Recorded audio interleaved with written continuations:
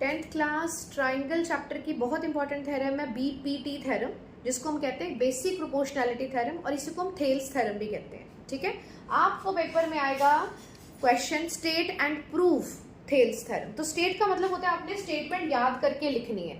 If a line is drawn parallel to one side of a triangle to intersect the other two sides in distinct points. हमारे पास triangle है और ये line हमने DE parallel to BC कर दी है, जो हमारे दो अदर साइड्स को डिस्टिंक्ट पॉइंट्स पे कट करिए डी और ई पे। उसके बाद बेटा कॉमा है, कॉमा के बाद वाली जो स्टेटमेंट होती है वो जाती है टू प्रूफ में। हमें ये प्रूफ करना है the other two sides are divided in the same ratio. तो अदर टू साइड्स हमारे पास कौन सी हो गई, एडी बाय डीबी और एई और ईसी। इसको हमने टू प्रूफ में लिखेंगे।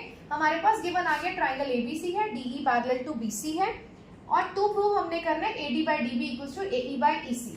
इसमें बेटा हम कंस्ट्रक्शन करेंगे, draw EN perpendicular on AB। हमने EN परपेंडिकुलर ड्रॉ कर देना है AB के ऊपर, और DM परपेंडिकुलर हमने ड्रॉ करना है किसके ऊपर, AC के ऊपर। इतना ध्यान रखना, आपने AD नहीं लिखना, आपने पूरी लाइन लिखनी है। ये जो परपेंडिकुलर जा रहे हैं ना बेटा, पूरी की पूरी लाइन के ऊपर जा रहे हैं, ये AB के ऊपर और वो AC के ऊपर। फिर हमने ज्वाइन कर देना है BE को और CD को, हमने ज्वाइन कर दिया। हमारा सोल्यूशन स्टार्ट हो गया एरिया के साथ। हमने सबसे पहले ट्राइंगल ADE। अब आप कहोगे मैम ट्राइंगल ADE क्यों लेना? देखो बेटा, हमारा टू प्रूफ देखा करो सबसे पहले आप। हमें टू प्रूफ में AD बाय DB चाहिए। तो बेटा AD साइड कौन से ट्राइंगल में आ रही है? AD साइड हमारी ट्राइंगल ADE में आ रही है, तो हम सबसे पहले ADE पकड़ेंगे। ठीक है, तो ट्राइंगल ADE पकड़ लिया, half into base into height. Base हमने AD ले लिया, ये हमारा बेस AD है बेटा, तो उसके ऊपर कौन सा परपेंडिकुलर जा रहा है? सी केयरफुली, EN जा रहा है ना। तो अब हाइट का मतलब क्या है, EN हम यहाँ पे ले लेंगे, तो half into AD into EN आ गया। फिर हम क्या लेंगे, एरिया ऑफ ट्राइंगल। अब नेक्स्ट वाला ट्राइंगल हम कौन सा पकड़ेंगे, DB वाला। आप मुझे बताओ, AD के नीचे DB आ रहा है, तो DB वाला कौन सा ट्राइंगल पकड़ेंगे, BDE। तो यहाँ पे हम क्या लिखेंगे, एरिया ऑफ ट्राइंगल BDE। अब आप मुझे बताओ कि BD यदि बेस ले लिया तो उसके ऊपर कौन सा परपेंडिकुलर जा रहा है, यस EN जा रहा है, क्योंकि हमने कंस्ट्रक्शन में लिखा था ना कि draw EN perpendicular on AB, यानी कि जो EN है वो AD के ऊपर भी है और जो EN है वो DB के ऊपर भी है, इसलिए हम DB के साथ क्या लगा देंगे, मल्टीप्लाई EN। फिर उसके बाद हमने कर दिया डिवाइड फर्स्ट एंड सेकंड। ये इक्वेशन हमारी फर्स्ट आ गई थी, ये इक्वेशन हमारी सेकंड आ गई थी, हमने डिवाइड कर दिया फर्स्ट एंड सेकंड को। बेटा जी जब डिवाइड करते हैं तो लेफ्ट हैंड साइड के साथ लेफ्ट हैंड साइड को डिवाइड करते हैं, फिर बीच में इक्वल टू का साइन डालते हैं, राइट हैंड साइड को राइट हैंड साइड के साथ डिवाइड करते हैं।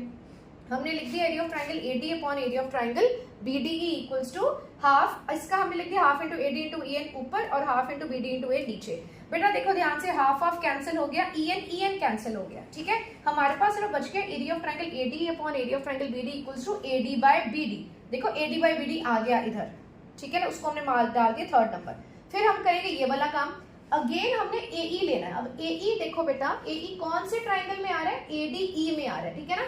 तो फिर से हाफ इंटू AE। अब AE के ऊपर कौन सा परपेंडिकुलर ड्रॉ हो रहा है, DM, यस। फिर हम नीचे लेंगे एरिया ऑफ ट्राइंगल। अच्छा देखो EC कौन से ट्राइंगल में आ रहा है, यस EC आ रहा है DEC में, ठीक है। तो इसलिए हम DEC ट्राइंगल पकड़ेंगे और इसमें हाफ इंटू बेस EC लेंगे, और EC के साथ भी हमारे पास जो परपेंडिकुलर जा रहा है वो DM ही जा रहा है, ठीक है। फिर इसको नंबर 4 मानेंगे, इसको नंबर 5 मानेंगे, क्योंकि इधर थर्ड तक फिनिश हो गया था, तो डिवाइड फोर्थ एंड फिफ्थ। इसी तरह इसको डिवाइड कर देंगे, हाफ इंटू AE, देखो हाफ हाफ कट गया और हमारे पास DM कट गया।